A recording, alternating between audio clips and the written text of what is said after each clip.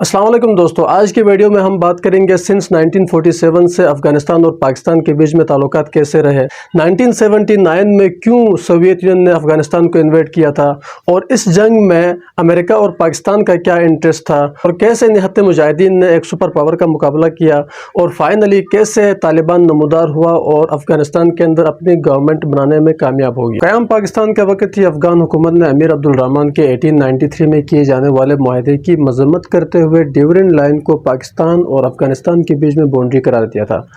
اصل میں یہی باؤنڈری ہے جو دونوں مسلم ممالک کے بیچ میں اکثر کشیدگی کا سبب بنتی آ رہی ہے، کیونکہ اس باؤنڈری کے دونوں سائڈ میں جو لوگ رہتے ہیں ان کا کلچر ایک جیسا ہے اور یہ خود کو پشتون کہتے ہیں۔ اسی لیے 1893 میں پہلی بار جب انگریزوں نے یہ لائن کھینچی تھی تو اس ٹائم پہ بھی ان لوگوں نے رجسٹ کیا تھا، کیونکہ یہ لوگ خود کو تقسیم کرنا نہیں چاہ رہے تھے۔ اسی لیے افغانستان نے یونائٹڈ نیشن میں پاکستان کے ایڈمیشن کے ٹائم پہ ووٹ تک نہیں دیا، مگر دونوں ممالک مسلم برادرہوڈ کی وجہ سے ایک دوسروں کے لیے اتنے زیادہ مضر ثابت نہیں رہتے۔ حتیٰ کہ انڈیا اور پاکستان کی جنگ میں انڈیا نے افغانستان کو پاکستان کے اوپر بیک وقت دونوں سائڈ سے اٹیک کرنے کی آفر کی تھی، تو افغانستان نے انڈیا کی یہ آفر کو بھی رد کر دیا تھا۔ اگر افغانستان کے اندر بدلتے ہوئے رجمز کے ساتھ پاکستان کے تعلقات کی بات کی جائے تو محمد داؤد خان، جو کہ کزن تھے افغانستان کے کنگ محمد ظاہر شاہ کے، پرائم منسٹر بنے رہے 1953 سے 1963 تک۔ ٹھیک 10 سال بعد 17 جولائی 1973 کو یہی داؤد خان اپنے کزن اور کنگ محمد ظاہر شاہ کو افغانستان کی آرمی کے آفیسرز کی مدد سے کنگ شپ سے ہٹا کر خود افغانستان کے پہلے پریزیڈنٹ بن گئے تھے۔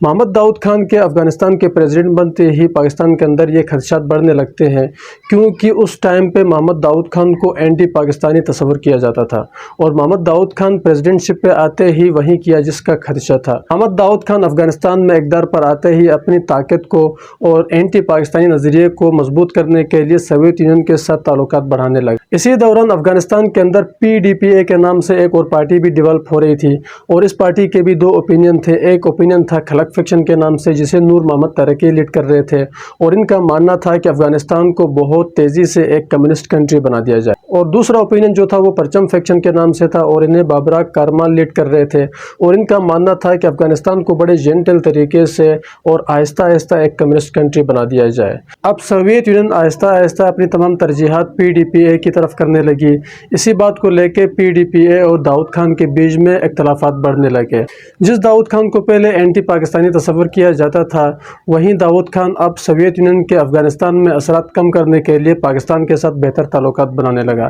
صرف پاکستان ہی نہیں بلکہ ایران اور دوسرے مسلم ممالک کے ساتھ بھی تعلقات بہتر بنانے لگا۔ اسی بات کو لے کے 1976 میں ذوالفقار علی بھٹو اور محمد داؤد خان نے ایک دوسروں کے ملک میں دورے بھی کیے۔ جولائی 1977 میں جب پاکستان میں جنرل ضیاء الحق پاور میں آئے تو محمد داؤد خان نے جنرل ضیاء الحق سے افغانستان کے اندر لوگوں کے مائنڈ کو پاکستان کی فیور میں لانے کے لیے کچھ ٹائم مانگا، مگر داؤد خان کی یہ پالیسی کام نہیں کر گئی، کیونکہ افغانستان کے اندر زیادہ تر لوگ اب PDPA کی فیور میں تھے۔ فائنلی PDPA نے 27 اپریل 1978 کو پبلک اور آرمی کی مدد سے محمد داؤد خان کی گورنمنٹ کو اوور تھرو کر دیا، اور PDPA کے چیئرمین نور محمد ترکی کو افغانستان کے کونسل آف منسٹریز کا چیئرمین بنا دیا گیا۔ نور محمد ترکی کے اقتدار پر آتے ہی 5 دسمبر 1978 کو سوویت یونین کے ساتھ ایک ٹریٹی سائن کر دی گئی۔ ٹریٹی کا مقصد یہ تھا کہ جب بھی افغانستان کو ملٹری سپورٹ کی ضرورت پڑی تو سوویت یونین ان کو پرووائڈ کرے گا۔ حکومت کے اس اقدام کو افغانستان کے خاص طور پر رورل ایریاز میں کنڈیم کر دیا گیا، جس کی وجہ سے حکومت نے ان لوگوں کو کافی روتلیس طریقے سے بیہیو کرنا شروع کر دیا،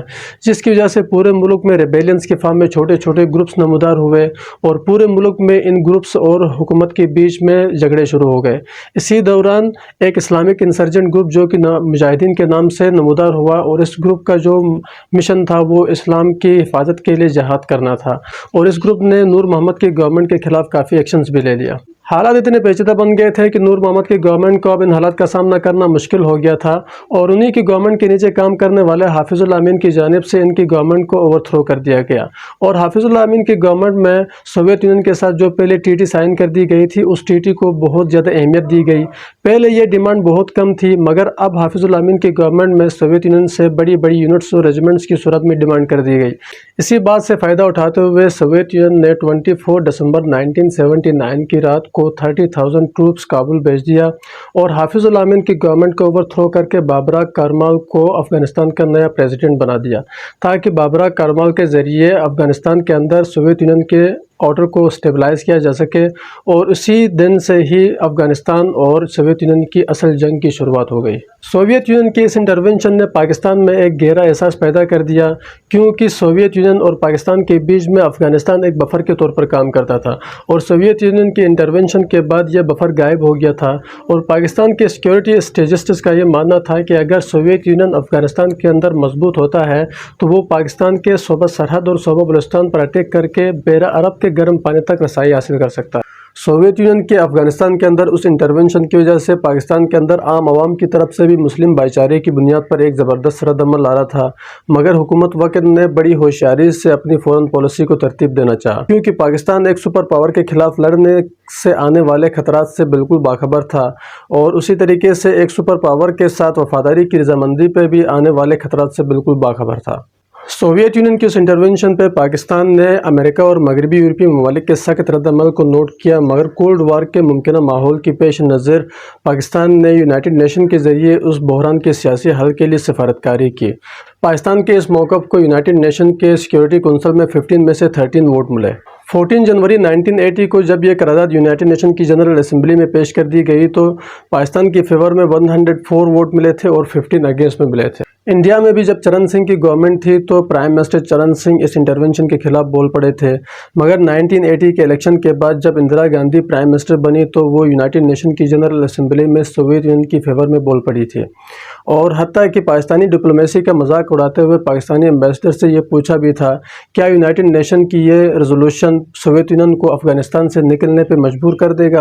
اقوام متحدہ میں چلائی جانے والی اس تحریک کے علاوہ بھی پاکستان نے 29 جنوری 1980 کو OIC کا اجلاس اسلام آباد میں بلا لیا، کیونکہ افغانستان کے اندر اب غیر ملکی حکومت تھی، اسی لیے افغانستان کی OIC سے ممبرشپ کو ختم کر کے وہاں کے لوگوں کے لیے فیتھ، نیشنل انٹیگریٹی اور انڈیپینڈنس پر زور دیا گیا۔ پاکستان نے افغانستان میں سوویت یونین کی مداخلت کی مخالفت اس وقت کر دی جس وقت پاکستان کے یونائٹڈ اسٹیٹ کے ساتھ بھی تعلقات کافی کشیدہ تھے۔ پاکستان یہاں پہ امیجن بھی نہیں کر سکتا تھا کہ یونائٹڈ اسٹیٹ اس انٹرونشن میں سوویت یونین کی کھل کر مخالفت کرتے ہوئے پاکستان کے افغان سپورٹو نیریٹو کو کھل کر سپورٹ کرے گا۔ یہاں پر سوویت یونین پہلے سے ایک سپر پاور ایگزسٹ کر رہا تھا، اور امریکہ اس ریس میں بالکل اپوزٹ آئیڈیالوجی کے ساتھ سوویت یونین کو بیک کرنے کی کوشش کر رہا تھا، مگر افغانستان پر سوویت یونین کے اس حملے نے یونائٹڈ اسٹیٹس کو بے حسی سے ہلا کر رکھ دیا، اور حالات اب دو سپر پاورز کے لیے اس موڑ پر آ چکے تھے کہ امریکہ کو نہ چاہتے ہوئے بھی پاکستان اور افغانستان کے لیے اپنی فورن پالیسی پر نظر ثانی کرنی پڑی۔ یونائٹڈ اسٹیٹ سیکیورٹی کونسل کے چیف ایڈوائزر زبیگنیو برزنسکی نے اس وقت کے US پریزیڈنٹ کارٹر کو پاکستان کے ساتھ مزید تعاون کی صلاح دے دی۔ اس بات کو لے کے اسلام آباد میں مشاورت کر دی گئی کہ انڈیا اور سوویت یونین کے بیچ میں ہونے والا معاہدہ جو کہ پاکستان پر انڈیا کی طرف سے سوویت یونین کے حملے کا سبب بن سکتا ہے، اس خطرے کو اوور کم کرنے کے لیے US اور پاکستان کے بیچ میں 1959 میں ہونے والا دفاعی ایکٹو معاہدے کو ایک بائنڈنگ ٹریٹی میں تبدیل کر دیا جائے۔ پاکستان کے ساتھ مشاورت کیے بغیر امریکی صدر نے 18 ماہ کے دوران کے لیے $400 ملین پاکستان کو اقتصادی اور فوجی امداد دینے کا اعلان کر دیا۔ یہاں پر پاکستان کا یہ خیال تھا کہ امریکہ کے ساتھ دفاعی تعاون پاکستان کو کولڈ وار میں شامل کرنے کی وجہ بن سکتا ہے۔ اصل میں پاکستان یہاں پر $200 ملین جو اکنامک اسسٹنس کی صورت میں مل رہے تھے اس کو لینے کی فیور میں تھا، مگر جو $200 ملین دفاعی اسسٹنس کی صورت میں مل رہے تھے اس کو لینے کی فیور میں نہیں تھا۔ دوسری وجہ یہ بھی تھی کہ اگر پاکستان یہ دفاعی بجٹ ایکسیپٹ بھی کر لیتا تو پاکستان کے کولڈ وار میں شامل ہونے سے جو نقصانات ہو جاتے وہ اس بجٹ سے کئی گنا زیادہ ہو جاتے، اسی لیے صدر ضیاء الحق نے امریکہ کی یہ آفر رد کر دی۔ 1980s میں ہی افغانستان کو ایک انڈیپینڈنٹ اسٹیٹ بنانے کے لیے برہان الدین ربانی، گلبدین حکمتیار، احمد شاہ مسعود اور عبد الرسول سیاف نے الائنس بنا دیا، مگر جلد ہی ان کے الائنس کا بریک بھی ہو گیا۔ احمد شاہ مسعود نے کابل پر کنٹرول کرنے کے لیے پنج شہر میں اپنی فوج کو ترتیب دے دی۔ یہاں پر پاکستانی ISI گلبدین حکمتیار کو سپورٹ کر رہی تھی، اور پاکستان کی سپورٹ کو دیکھ کر امریکہ کی CIA، چائنا اور سعودیہ نے بھی گلبدین حکمتیار کی حزب اسلامی کو سپورٹ کرنا شروع کر دیا، اور US گلبدین حکمتیار کو پاکستان کی آرمی کے ذریعے سوویت یونین سے لڑنے کے لیے جدید ویپنز اور اکنامک اسسٹنس دینے کے لیے تیار ہوا۔ یہاں پر یونائٹڈ اسٹیٹ کو پاکستان کی جیوگرافیکل لوکیشن بہت اہم تھی سوویت یونین کو افغانستان کے اندر شکست دینے کے لیے، اسی لیے ایک بار پھر پاکستان کو اس ایڈ کی آفر کر دی گئی، مگر اس مرتبہ جو ایڈ دیا جا رہا تھا اس ایڈ کی پیکیج کو بڑھا کر $5 بلین کر دی گئی، وہ بھی صرف 5 سال کے لیے۔ پاکستان اب بھی یونائٹڈ اسٹیٹ کے اس ایڈ کو لے کر اتنا زیادہ پرجوش نہیں تھا، کیونکہ پاکستان کولڈ وار میں شامل ہونے سے انڈیا اور سوویت یونین کی طرف سے آنے والے خطرات سے واقف تھا۔ اس بات کو لے کر یو ایس نے پاکستان کے ساتھ مزید دفاعی اور اقتصادی تعاون کی یقین دہانی کروائی اور پاکستان کے سیکیورٹی خدشات کو کم کرنے کے لیے F-16 کے 14 جیٹس پاکستان بھیج دیا اور پاکستان کو نیوکلیئر ریسرچ کی ایڈوانسمنٹ کے لیے بھی فل اجازت دے دی گئی۔ اسی دوران یونائٹڈ نیشن کی طرف سے ایک پولیٹیکل سیٹلمنٹ کی دعوت دی گئی۔ یونائٹڈ نیشن یہاں پر کوئی اقدام اٹھاتا ہے کہ ایران نے یہ کہتے ہوئے ڈکلائن کر دیا ہے کہ افغانستان سے سوویت یونین کا وتھڈراول بغیر کسی کنڈیشن کے ہونا چاہیے۔ پاکستان بھی یہاں پر افغانستان میں پہلے سے موجود گورنمنٹ سے کوئی بات کرنا نہیں چاہ رہا تھا، اور سوویت یونین بھی یہاں پہ یہ بات کرتے ہوئے ڈکلائن کر دیا کہ وہ افغانستان پر کابل کی انویٹیشن کی وجہ سے آ چکے ہیں اور یہاں سے وتھڈرا تب کریں گے جب کابل چاہے گا۔ اصل میں سوویت یونین کو اس بات کا کانفیڈنٹ تھا کہ ان کے پاس جدید وارفیئر موجود ہیں اور اتنی بڑی آرمی بھی موجود ہے، اور ان کے مقابلے میں بہت تھوڑے مجاہدین، وہ بھی قدیم زمانے کی رائفلز کے ساتھ۔ سوویت یونین کو یہ بہت بڑی مس انڈرسٹینڈنگ تب ثابت ہوئی جب انہی مجاہدین کو یو ایس کی طرف سے جدید ویپنز اور اقتصادی فنڈ ملنا شروع ہوا، اور ساتھ میں ISI کی ٹریننگ بھی ملنا شروع ہوئی، اور سوویت یونین اس گوریلا وار میں مکمل ناکام ہوتا جا رہا تھا۔ 1982 میں سوویت لیڈر لینارڈ بیرزینیو کی ڈیتھ کے بعد سیٹلمنٹ کے کچھ آثار نظر آنے لگے۔ اینڈروپو نے یونائٹڈ نیشن کے کچھ آفیشلز کو بتا دیا کہ کیوں سوویت یونین کو افغانستان سے وتھڈرا کرنا چاہیے۔ وجہ اس جنگ میں آنے والا جانی اور مالی نقصان کے ساتھ ساتھ بڑھتا ہوا علاقائی تناؤ بھی تھا، اور سوویت یونین کا تھرڈ ورلڈ کنٹریز میں وقار بھی کم ہوتا جا رہا تھا۔ یہاں پر سوویت یونین کی طرف سے جب گرین سگنل ملے تو یونائٹڈ نیشن نے جون اور اپریل 1983 میں جنیوا ٹاکس کروا دیے، اور تھرڈ ورلڈ کنٹریز یعنی کہ افغانستان اور سوویت یونین کے علاوہ جتنے بھی کنٹریز تھی ان سب سے یہ اگریمنٹ کروا دیا کہ افغانستان سے سوویت یونین کے وتھڈراول کے بعد کوئی تیسرا ملک انٹرفیئر نہیں کرے گا یا افغانستان پر اپنا دعویٰ نہیں بول دے گا۔ 6 سالوں میں یونائٹڈ نیشن کی طرف سے 12 سیشن منعقد کر دیے گئے۔ اصل میں اس سلو پروسیس کے پیچھے بھی ایک بہت بڑی وجہ تھی۔ جب سوویت یونین افغانستان پر آ گیا تو PDPA کی طرف سے حافظ اللہ امین افغانستان پر حکومت کر رہے تھے، اور سوویت یونین نے حافظ اللہ امین کی گورنمنٹ کو ہٹا کر PDPA کے پرچم فیکشن کو لیڈ کرنے والے بابرا کارمل کو افغانستان کا پریزیڈنٹ بنا دیا تھا۔ اب United nation, Soviet union, United state اور پاکستان سب کے لیے بہت بڑا چیلنج یہ تھا کہ سوویت یونین کے افغانستان سے وتھڈرا کرنے کے بعد مجاہدین کی گورنمنٹ بنائی جائے، PDPA کی گورنمنٹ بنائی جائے، یا عام عوام کی کثرت رائے سے ایک جمہوری حکومت بنائی جائے، یا پھر محمد ظاہر شاہ کی کنگ شپ کو واپس بحال کر دیا جائے۔ مگر کابل پر سوویت یونین کی پپٹ گورنمنٹ اور سوویت یونین یہ اندر کی ریزسٹنس کو انکار کر رہے تھے۔ مطلب ان کا کہنا یہ تھا کہ یہ جو سازش ہو رہی ہے وہ باہر سے ہو رہی ہے، جبکہ افغانستان کے لوگ ان کی گورنمنٹ سے بہت خوش ہیں۔ سید بہاؤالدین جو کہ ایک افغانی اسکالر تھے، انہوں نے پشاور سے ایک پول پیپر جاری کر دیا جس میں پاکستان میں رہنے والے جو افغان مہاجر تھے ان میں سے 70% محمد ظاہر شاہ کی حکومت کو چاہتے تھے، مگر کچھ پاورفل مجاہدین نے ایسا بھی ہونے نہیں دیا۔ جنیوا ٹاکس کے بعد سوویت یونین نے افغانستان سے وتھڈراول کے لیے 18 منتھس کا ٹائم مانگا، مگر پاکستان نے وتھڈراول کے لیے 7 منتھس کا ٹائم بتا دیا۔ یہ معاملہ 1987 میں سوویت ملٹری آفینسو کا فیل ہونے تک سیٹل نہیں ہو سکا۔ جولائی 1987 میں نجیب اللہ جو کہ افغانستان میں پرو سوویت یونین بن کر حکومت کر رہے تھے، انہوں نے مجاہدین کو 12 منسٹریز کے ساتھ آفس آف وائس پریزیڈنٹ کا آفر کر دیا، مگر مجاہدین نے یہ آفر بھی انکار کر دیا۔ یہاں پر سوویت یونین مکمل طور پر پھنس چکا تھا، کیونکہ سوویت یونین نے 12 مہینوں کے اندر وتھڈرا کرنے کا بتا دیا تھا۔ نہ تو وہ مجاہدین کی گورنمنٹ بنا سکتا تھا، نہ ان کی اپنی گورنمنٹ بھی اتنی مضبوط تھی کہ ان کے وتھڈرا کرنے کے بعد وہ اپنا ڈیفینڈ خود کر پائے گی۔ مگر سوویت یونین نے اس پورے معاملے کو ویسے ہی چھوڑ کے جانے کا فیصلہ کر دیا۔ فائنلی سوویت یونین نے 15 مئی 1988 کو وتھڈرا کرنا شروع کر دیا اور 15 فروری 1989 کو مکمل طور پر وتھڈرا کر دیا۔ سوویت یونین کے وتھڈرا کرنے کے بعد بھی گورننسشپ کے لیے افغانستان میں سول وار جاری رہی، کیونکہ سوویت یونین نے وتھڈرا کرنے کے بعد بھی نجیب اللہ کی گورنمنٹ کو سپلائی جاری رکھا،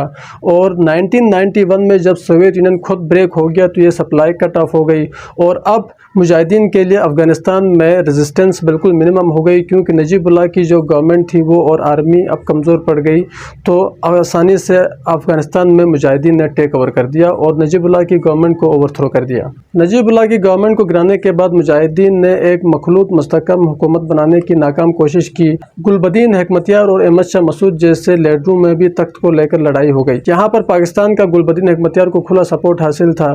پاکستان نے پشاور ایکارڈ کے ذریعے دوسروں گروپوں سے بھی بات کرنے کی کوشش کی اور پشاور ایکارڈ کا مقصد ہی یہی تھا کہ تمام گروپس کو ایک ہی پیج میں لایا جائے، کیونکہ مجاہدین سوویت یونین اور نجیب اللہ کی حکومت کے خلاف لڑتے ہوئے افغانستان میں مختلف حصوں پر قبضہ کر کے بیٹھے تھے۔ اسامہ بن لادن جو کہ اس ٹائم پہ گلبدین حکمتیار کے لیے کام کر رہے تھے، انہوں نے بھی گلبدین حکمتیار کو پشاور ایکارڈ میں جا کے دوسرے گروپوں کے ساتھ بات کرنے کی صلاح دے دی، مگر گلبدین حکمتیار نے منع کر دیا کیونکہ وہ اتنا کانفیڈنٹ تھا کہ وہ افغانستان میں حکومت بنا پائے گا۔ مگر گلبدین حکمتیار کابل میں احمد شاہ مسعود کے خلاف حکومت بنانے میں ناکام ہو گیا۔ اسی دوران اسامہ بن لادن کے سربراہی میں طالبان کا ایک گروپ نمودار ہوتا ہے۔ پاکستان طالبان کے اس گروپ کو اس لیے سپورٹ کرتا ہے کیونکہ اسامہ بن لادن ISI کے تربیت یافتہ تھے اور پاکستان کسی بھی طریقے سے افغانستان کے اندر پرو پاکستان گورنمنٹ لا کے اپنی اسٹریٹجک ڈیپتھ کو بڑھانا چاہ رہا تھا۔ امریکہ نے یہاں پہ طالبان کو اس لیے سپورٹ کیا کیونکہ افغانستان میں ایران کے خلاف ان کو ایک سنی کمیونٹی کے طور پر الائے مل رہا تھا۔ فائنلی 1996 میں طالبان پاکستان اور امریکہ کی مدد سے صدر برہان الدین کی گورنمنٹ کو اوور تھرو کر کے پورے افغانستان میں قابض ہونے پر کامیاب ہو گئے۔ 9 سالہ ویشنہ لڑائی میں 10 لاکھ کے قریب شہری مارے گئے، 90,000 کے قریب مجاہدین جنگجو مارے گئے اور 18,000 کے قریب افغان فوجی بھی مارے گئے۔ ملک کو ویران چھوڑا گیا اور کئی ملین افغانی یا تو پناہ لینے کے لیے پاکستان بھاگ گئے یا اندرونی پناہ گزین بن کر رہے۔ اگر اس جنگ میں سوویت یونین کے نقصانات کی بات کی جائے تو 13,000 فوجی مارے گئے تھے اور 35,000 فوجی زخمی ہو گئے تھے۔ اگر مالی نقصان کی بات کی جائے تو سوویت یونین کو 100 بلین روبلز کا نقصان ہو، ساتھ ہی سوویت یونین کی یہ ہار دنیا بھر میں ان کے سپر پاور ہونے کا دبدبہ ختم کرنے اور 1991 میں ان کا ٹکڑوں میں بٹ جانے کا مین وجہ بن گئی۔